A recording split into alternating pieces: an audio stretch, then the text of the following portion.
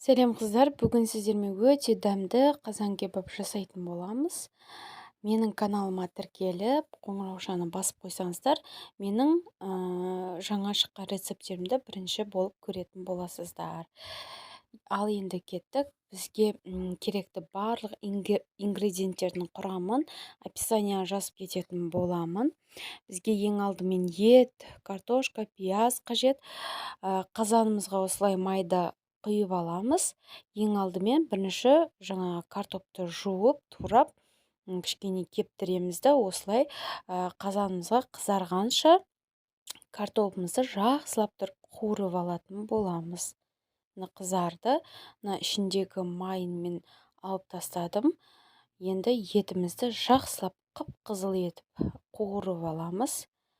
Еттің барлығын салып,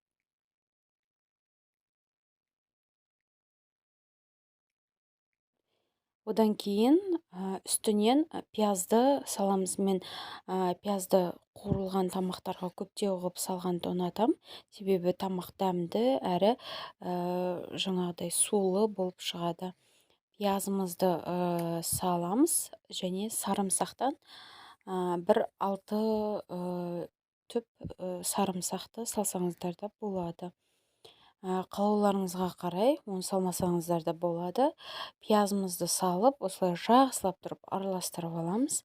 Үстінен сарымсағымызды ұсақтап тураймыз.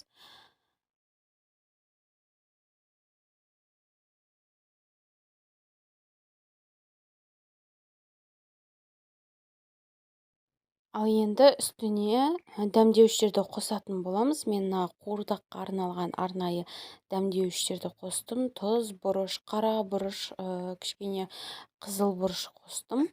Өздеріңіз қалауларыңызға қарай қоспасаңыздар да болады.